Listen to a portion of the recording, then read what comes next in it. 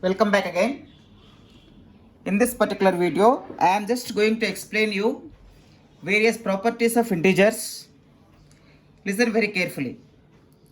It is a very simple thing to understand properties of integers. You already might have learned these properties on natural numbers and also on whole numbers. Now the same thing we are extending here for integers as well. So this is a class 7 mathematics for CBSE syllabus, properties of integers. Okay, listen very carefully. There are 4 or 5 properties are there: closure, closure property, then second one is commutative property,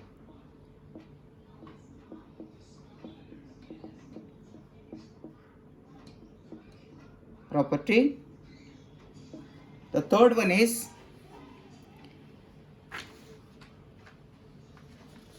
identity property,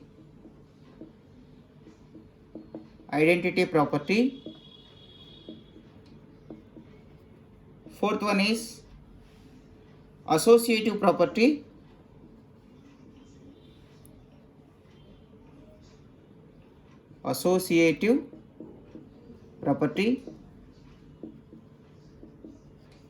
and distributive property.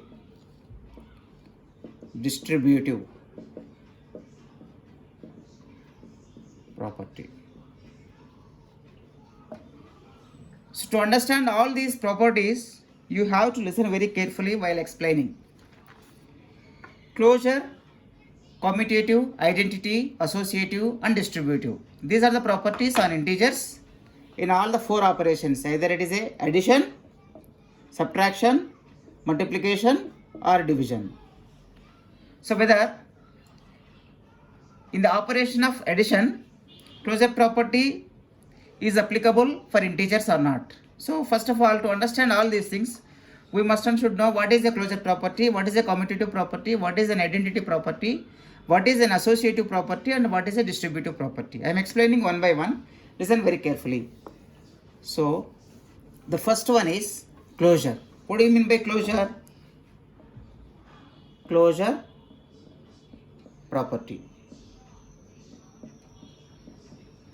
So we have different sets, right? Natural numbers is a set, whole numbers is a set of numbers, integers is a set of numbers. So in natural number, whole number and integers, if we add two numbers a and b natural numbers, if the result is also a natural number, then natural numbers follow the closure property in the operation of addition. Similarly, if I take two whole numbers, I have 5 a whole number and 8 is a whole number. If I add these two, 13 is also a whole number. That means it is closed. So the result that you get while adding is also a whole number. So then closure property is valid in whole number set. Here we are bothered about integers. For example, if I take two integers with me, one is -5 is an integer and operation is plus. And if I have 5 is a or 6 or 7 is an integer. If I take these two, that means I am doing addition is an operation and I am adding two integers. What is the result that I am going to get? By this time you must and should know addition of integers, right? -5 plus 7 is how much? 2. Is this 2 is an integer? Yes, it is an integer. That means what? This closure property is valid, is applicable to the integers, right? On the addition. If I want to do -5 subtraction, if I do same numbers, what is the answer that I am going to get? -7. So two numbers are there with me, two integers, and I am doing subtraction. Hence, the result is also an integer itself. So that means in subtraction also, closure property is valid. For example, if I take some -5 into 7, then what is this answer? -35. If I take two integers, if I am doing the operation as multiplication, then the resultant is also an integer. Hence, in multiplication also, closure property is valid. If I take the same numbers, but the operation is division, then what happens? Minus 5 over 7. Is this an integer? No. It is a rational number. You will be understanding in the next or another chapter these rational numbers. That means what? What can we infer from all these things? This closure property, addition and multiplication are, thus it follows from the above observations that the integers are closed under addition, subtraction and multiplication, but not under division. Not under division. So integers are closed. Finally, what we can say? Integers are closed under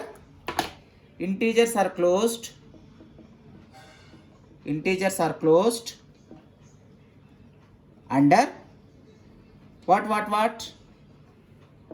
Addition, subtraction, multiplication, but not in division. Here it is not closed. Here closed. This is the closure property. Okay, I hope you understood. Now let us go to the second property, that is commutative property. What do you mean by commutative property? Commutative property. Okay, listen very carefully. If I have two integers with me, for example, I take some 5 or 5 and 7. If I am doing some operation 5 plus 7 and I am reversing these two numbers 7 and 5, I am doing the same operation. This 5 plus 7 is 12, 7 plus 5 is also 12. Both are equal. That means what? In addition, integers follow commutative property. This is called as commutative property. For example, if I take 5 and 7 and negative if I take, that means subtraction. What is the result? Minus 2. Here 7 minus 5.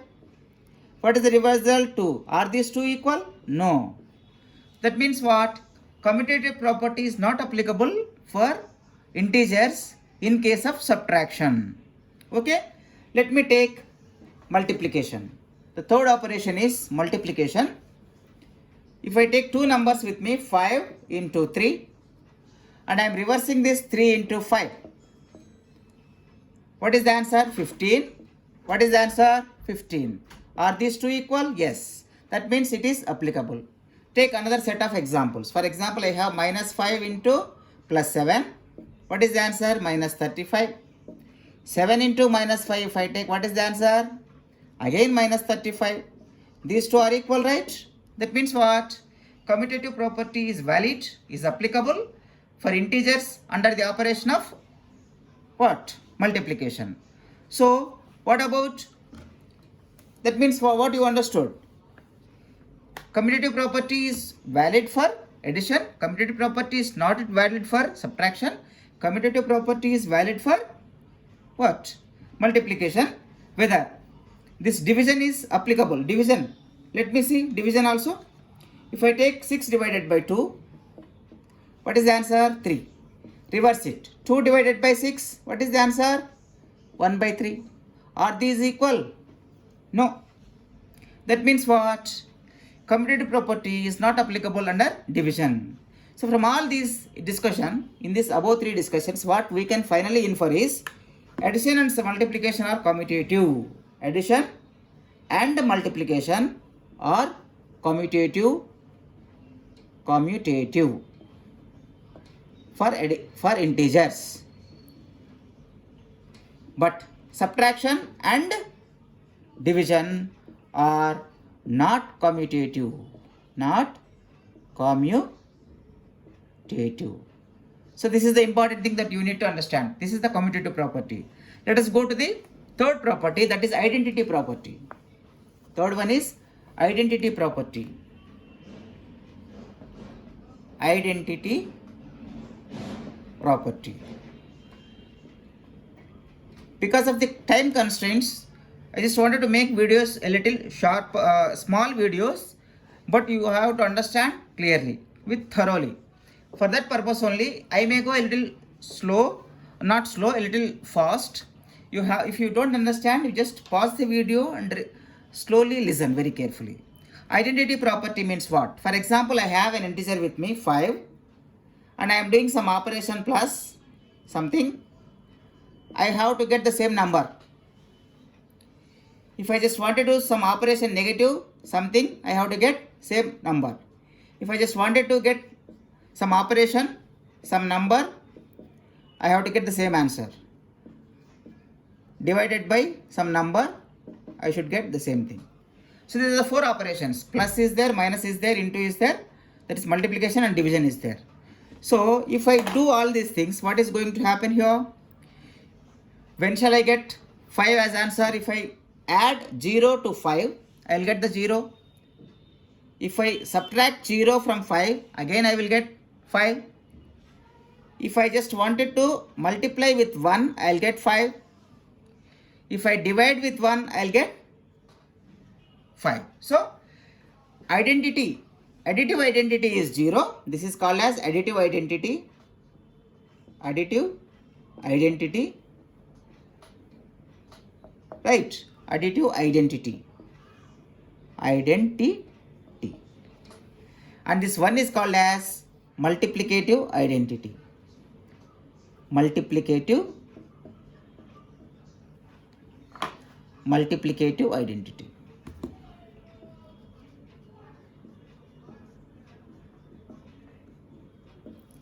So these are the 2 things, but we should not, there is no division identity kind of thing.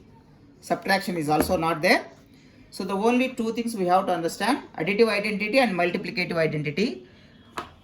0 is the additive identity in integers and 1 is the multiplicative identity in the integers. So this is the 3rd property. Let us move on to the 4th property. What is the 4th property? Associative property. Associative property. If I take some number with me, for example, I have A plus B plus C and A plus B plus C. If these 2 are equal, then we can say that associative property is valid in addition. Associative property is valid in addition. If A, B and C are integers, then if I say, for example, A, B, C are integers, A into B into C is also equal to A into B into C. This is also correct. So whatever may be the order, if you do addition, then this, for example, B plus C first we are doing, and here A plus B we are doing. Addition we are performing the entire operation. This is correct. This is correct. So that is why this is called as associative property. These 2 are called as associative property. Addition, associative property is valid, and also in multiplication, associative property is valid. For the remaining, it is not valid. Okay, we need not see all these things, right? Next one is distributive property. The 5th one is distributive property. If you want to explain me with examples, let me see. 3 plus 4 plus 5. What is the answer for this? 3 plus 4 plus 5 is 9, that is 12. This way. And 3 plus 4 plus 5. What is this? 7 plus 5. What is the answer? 12. Both are equal. So that is why it is associative property is valid in this case. And if I take multiplication also, for example, 3 into 5 into 3. What is the answer for this? 3 into 5 3 is 15, that is 45. But if I take 3 into 5 first, this is, and then 3, what is the answer for this? This is 15 into 3, again 45. Are these 2 equal? Right, equal. So that is why associative property in addition and multiplication is valid for integers. So what about the remaining two operations for this associative property? For example, if I take subtraction, I have with me 4 minus 5 minus 3. What is the value? 4 minus 5 minus 3 is how much? 2. What is the value? 4 minus 2 is 2. For example, if I take 4 minus 5 minus 3. What is here? 4 minus 5 is minus 1 minus 3. What is this? Minus 4. Are these two equal? No, never. Not equal. That means associative property is not valid, not applicable in subtraction. Similarly, we can also check division. For example, I have 8 divided by 4 divided by 2 with me. Here. What is the answer for this? 8 divided by 4 divided by 2 is how much? 2. That is what? 8 divided by 2 is how much? 4 is the answer. For example, 8 divided by 4 here divided by 2. How much here? 8 divided by 4 is how much? 2 divided by 2. 2 divided by 2 is how much? 1. Are these two equal? No. So, associative property is not applicable for division and also for subtraction. Then the fifth property here is distributive property. Distributive property, the name itself suggests the idea. Distributive property. So listen very carefully, children. For example, if I have a triangle with me and I am doing, I also have one square and one circle. That means this triangle is distributed for what? This triangle into these two, one circle and one square. That is nothing but one triangle into this one plus this triangle into circle. Simple thing. With examples I will tell you. I have one number with me. What is that number? 4 into 3 plus 5 is there with me. What is the value here? 4 into 3 plus 5 is how much? 8. So that is how much? 32. But this 4 is distributed to 3. 4 is also distributed to 5. That means what? 4 into 3 plus and 4 into 5. How much it is? 4 into 3 is 12 plus 4 into 5 is 20. It's total 32. This is called as distributive property. That is 4 is distributed to 3 and also 4 is distributed to 5. Understood? So I will give another example for this. I have three numbers with me. For example, minus 5 is distributed with 6 plus 5. This is nothing but minus 5 is distributed to 6. Again plus minus 5 is distributed to 5. That means what is the value? Minus 5 into 6 plus 5 is 11. What is the answer here? Minus 55. Is this correct? Equal to these things? Let us see. Here minus 30 plus minus 25. So minus 30 minus 25 is again minus 55. That means what we can say here is, for all integers a, b and c, multiplication distributes over addition. This multiplication distributes over addition. So multiplication distributes over addition. These are the 5 properties of integers. Before we go ahead with exercise 1D, you have to understand all these concepts. The entire exercise 1D is based on these properties only. That is why before attempting exercise 1D, listen very carefully this particular video and try to understand what are the various properties. What is the multiplication identity? That is 1. What is the additive identity? That is 0. All these things you must and should know. What is a closure property? What is a commutative property? What is associative property? What is a distributive property? So these are the very, very important things. These properties will come from for natural numbers also. These are applicable. For whole numbers applicable. For integers these are applicable. And next also you will be getting rational numbers, irrational numbers, and imaginary numbers. In higher classes you will be learning all these things. So if your strong foundation is very strong with all these things, it will be easy for you to understand other concepts. So this is the video for this properties of integers. Children, I hope you understood this chapter very well. If you have any doubts, please comment, put your doubts in the comment box. Subscribe this channel if you like it, and also share it with your friends so that they too can get benefited from this chapter. Thank you very much for listening. Bye. Take care.